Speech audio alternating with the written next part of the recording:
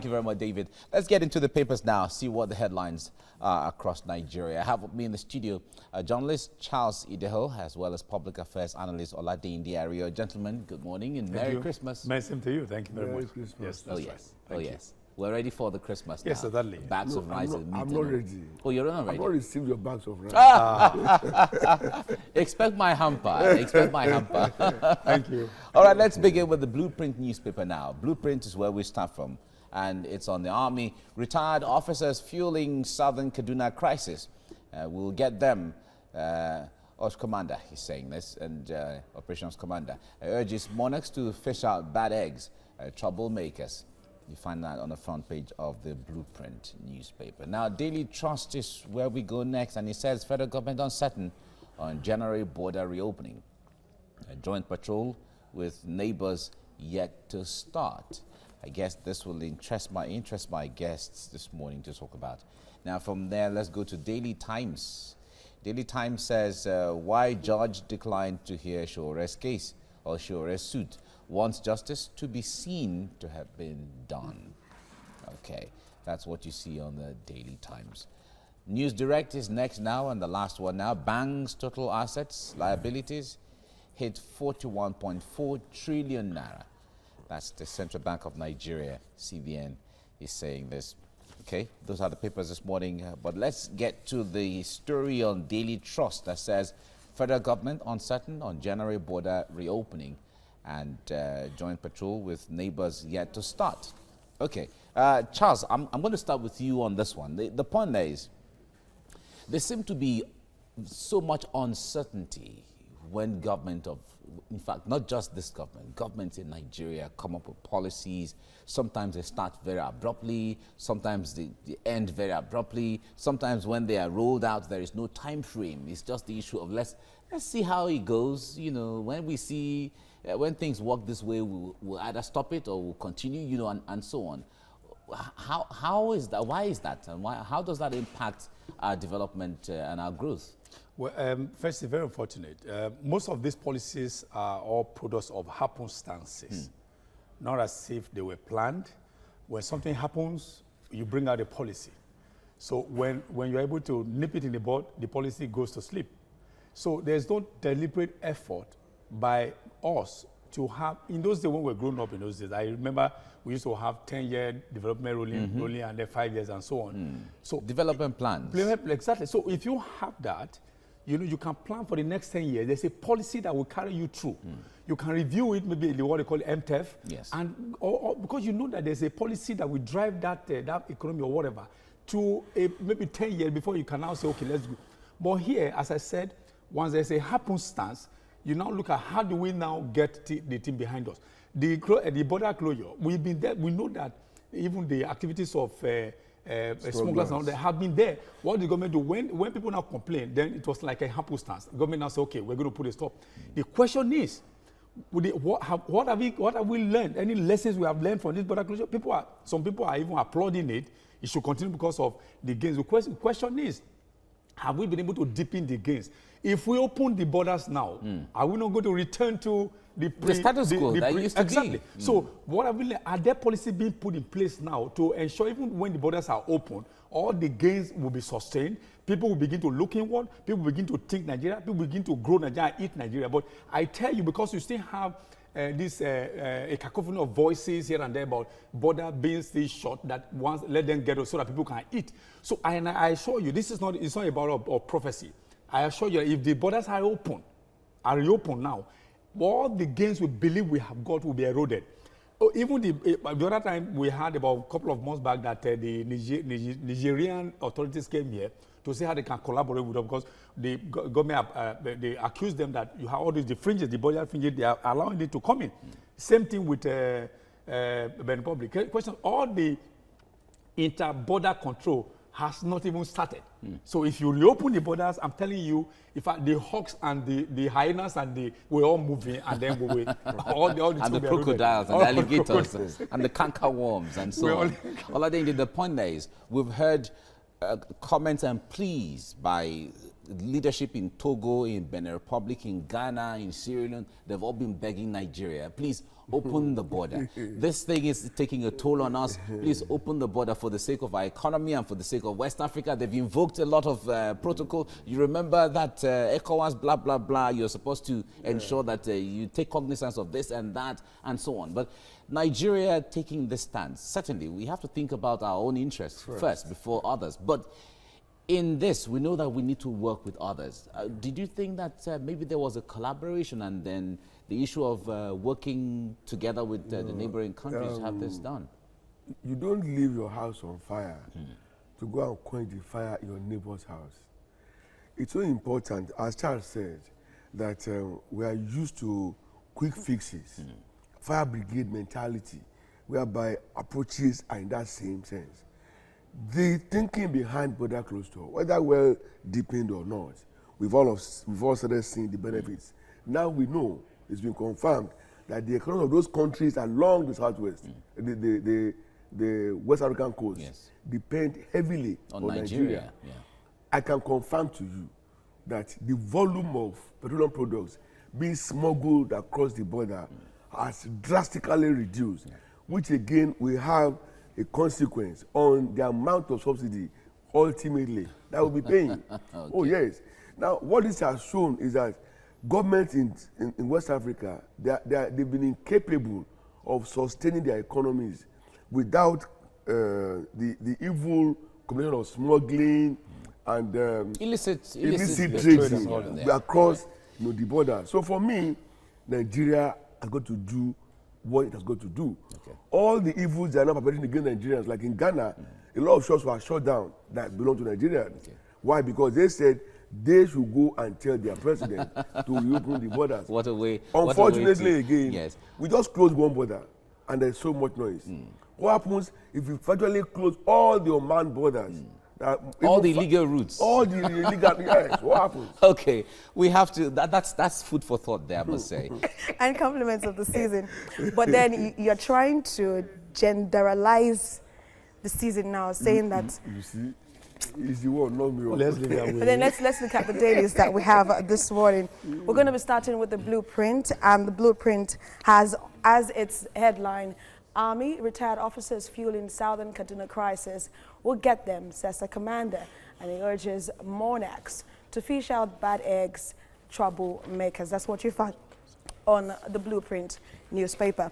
On the Daily Trust, we have FG uncertain on January border reopening. Joint patrol with neighbors yet to start. That's a very interesting story that will concern a lot of persons trading at this period of the year.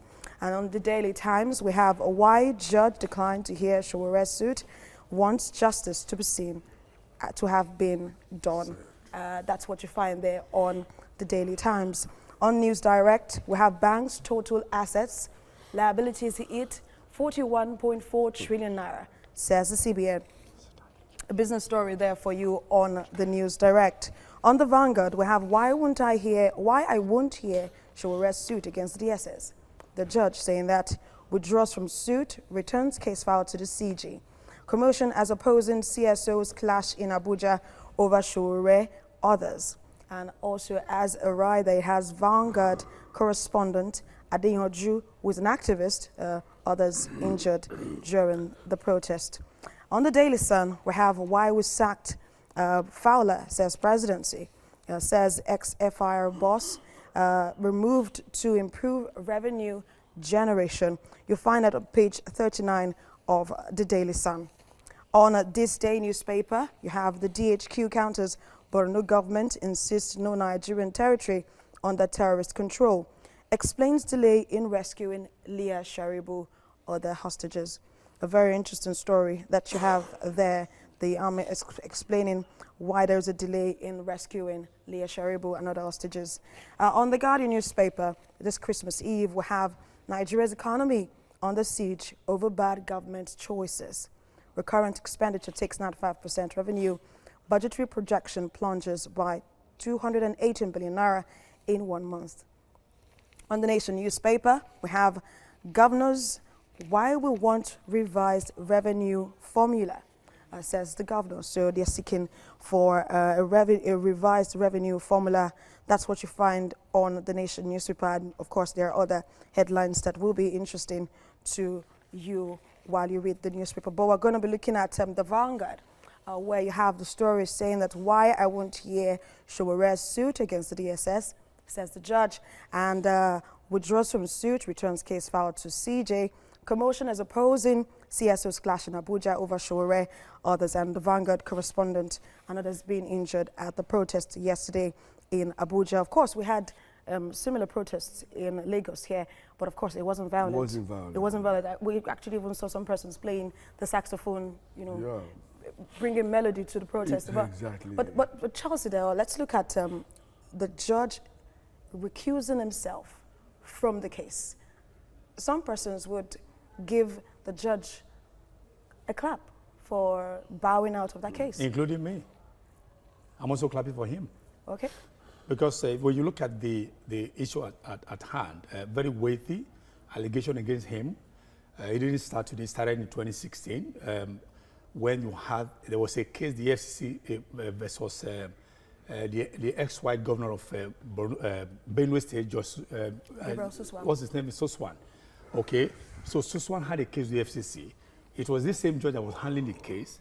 As at that time, Showore's platform, the Sahara Reporters, wrote there was an allegation against this same judge that he had been bribed. So that didn't also go. At that time, he was even asked to step down the case, but it was some of his colleagues prevailed upon him not to yield to such malicious campaign against him. So I think at the end of the day, the case was handed over to Judge Okona Bang or so. Then in 2019, recently, there was also an allegation against the judge that the case against Showore will not receive fair hearing because the judge himself has been compromised. So when you look at things like that, and the judge was saying there were two options, two very ugly options. Now, if he sat at judgment, and gives and rules against Showore, they will say, didn't we tell you that he had been bribed? Now, if he still sits at judgment and then award the case to Showore, say, okay, because he had been intimidated to. So you see, it was a very precarious decision. So the best thing to have to do, and which he has done, which I said I also applaud, was to recluse himself. And recusing himself also has further deepened that reliance on justice. That this man, of course, is somebody who can rely upon. Because some other people say, "Oh no, I'm not going to bow to any intimidation." But it's good he has done that. This also will help others just to know that if you have anything against you that is tainting your image, just bow out. Then let other people handle it. But look at the way, of course, a lot of persons have, condemned the fact that the court orders have not been respected so far. The court had actually brought out the orders that he should be released, and the DSS is still holding on to Mr. Omoyele Showore. Looking at the situation, it seems Showore would have to spend Christmas. Is it Christmas only? We spend New Year behind bars because the judge that should have handled the case has now bowed out. Only God knows when the case will be assigned to another judge. So that leaves Showore timelessly behind bars. That's why I said not just Christmas, even New Year. As much as I will not disagree with the judge for walking away, he already given the reasons. Showore now is a victim in a way, in the sense that his case will now be delayed. Okay, and then what was the idea behind going to court is now being given extension, i.e. they wanted him out as quickly as possible, but with this case now, we're going to stay a bit longer. Unfortunately, I have not been able to understand why all the shenanigans that are playing around this release are suddenly the new charges. They are saying he has links with Boko Haram, with IPOB and all of that. Why didn't they conclude the investigation in the first place before bringing him in? They're making him to look good now, while the security agencies make him to look bad. Because like they're fabricating charges against Showore, and the earlier they stop that, the best. Okay, so while, of course, the council were in court and all that they were trying to sort out Omoyele Showore's release, in Abuja, some part in Abuja and in Lagos, protests were ongoing. We saw that the one in Abuja turned violent at a point, activist Judicial and some other persons were nearly murdered. Injured in the process. We saw the video going viral. What would you say concerning the security when it comes to having public processions like that? You remember that though it's been tested and it's been thrown away, that you don't need police permit to organize a protest, but you can refer to police so they can have protection. Okay, 2 things went wrong yesterday. They allowed their protest to be infiltrated by another gang, right? Unfortunately, if you read through all the reports I read, nobody had anything good to say about the Judicial, which is very unfortunate. But notwithstanding, I would never support violence against anybody. It's as liberty to hold an opinion. It may be contrary to popular expression. It may be wrong, okay? If it's found wanting on any platform, the court is there to deal with that.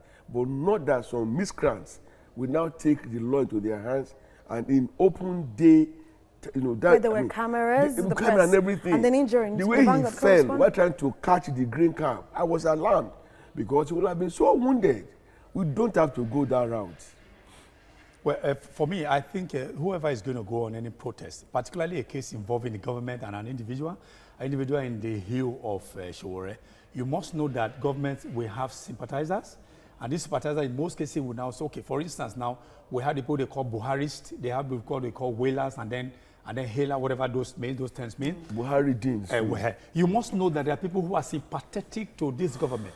And then when you have a case like that in court and then somebody has been incarcerated, then you want to protest for him, then you must be prepared that you also have the people who are for government also coming out. And then in most cases also all over the world, even security agencies also sponsor anti-protest groups. Yeah, anti-protest group. So you must be I'm not too sure so that one has to be very strategic. Exactly. Now, what's his name? Women have to go. Women have to go. I told women have to go now. Women have to. Adeyanju wasn't very circumspect. So he could have lost his life yesterday, and that would have been the end of it. So well, thankfully, I'll start from Blueprint newspaper now, and it's talking about. It's referring to the army here. Retired officers fueling Southern Kaduna crisis, as the army is saying that. We'll get them, one of the commanders is saying this, urges monarchs to fish out bad eggs and troublemakers. All right, away from that, let's go to Daily Trust. It says the federal government uncertain on January border reopening. Joint patrol with neighbors yet to start. Okay, that's Daily Trust. And from there, let's go to Daily Times. Why judge declined to hear Showore's case or Showore's suit. Wants justice to be seen to have been done. All right, from there, let's go to News Direct that says banks' total assets, liabilities hit 41.4 trillion naira. The CBN is revealing this to Nigerians and the world. Vanguard is saying something else. Why I wouldn't hear Showore's suit against the DSS, as the judge is saying this, withdraws from suit, returns case file to the Chief Justice or Chief Judge. Commotion as opposing CSOs clash in Abuja over Showore, others. Vanguard correspondent Janamike and Adeyanju, others injured. Okay, you have that on the front page of the Vanguard there. All right, Daily Sun is where we go next. Why we sacked Fowler, as the presidency is saying that. Says ex-FIR boss removed to improve revenue generation. Okay, I guess my guests will be interested in discussing this when we start in few seconds. Now, from there, let's go to the This Day newspaper. This Day says Defense Headquarters counters Borno governor, insists no Nigerian territory under terrorists' control. Explains delay in rescuing Leah Sharibu, other hostages. Okay, that's This Day newspaper. Now, from there, let's go to The Guardian. The Guardian says Nigeria's economy under siege over bad government choices. Recurrent expenditure takes 95% revenue. Budgetary projection plunges by 218 billion naira in 1 month. Okay, these are details of some of the headlines of the headline there on The Guardian. From there, let's go to The Nation. The Nation newspaper says governors why we want revised revenue formula. That's the governors saying this.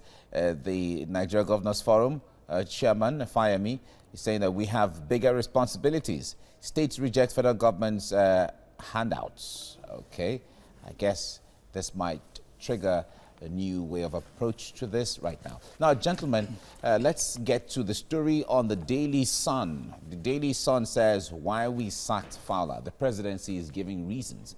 And here is saying ex-Federal Inland Revenue boss removed to improve revenue generation. Recall that he was queried by, he got a query from the Secretary to the Government of the Federation saying he should come explain why revenue targets were not met for about 3 years running. Let me start with you, Oladeyinde, here. I will refer you to a track by the group ABBA, Okay. where they said one of us is lying. The figures that were released consistently showed improvement in terms of revenue generation from FIRS. How come that wasn't countered then? Number two, it's very wrong to say that he was sacked. He served out his term. What happened was that his mandate was not renewed, though he requested. Whoever coined that, it didn't mean well. Now, it's a thing to have a target. It's another not to achieve that target. In budgetary or in expenditure patterning, you always have either adverse position or favorable position. So, and when you compare the earnings in previous years before he became the chairman with what he achieved, it would be wrong to say that he didn't do too well. Okay. All the same, they don't have to give the dog a bad name to hang the dog. All right. It's a note that's been asked to go. All right. So this is a case of, okay, from year to year, revenue is increasing, but you're not meeting targets. In the business world, I wonder how that comes when you're giving targets. First year you didn't meet it, second year you didn't meet it, third year you didn't meet it. Charles, I wonder how this comes to you. No, it's very, some of us who were into the marketing before, we were giving targets. Now, you could, if for instance you're giving about 100 million target, and then there's also what's called KPI, key performance indicators. Indicators. So if those things are put in place and they used to assess you, you may have by your judgment personally you may have done well, but by the judgment of your superiors, you didn't meet your target. So even if you have been consistently, making improvement, yes. Yeah. But the target is an indicator of your performance. Okay. Okay. But if you have serially not been able to meet the target, then there's a problem. All right. All right. So it's possible because, I just said in the past they didn't do well, but when he came in, there's been consistent improvement. Yes. The government wasn't looking for improvement; it was looking for a target. So if you have been unable to meet the target, then there's a problem. Okay. So don't also forget that it's tenured.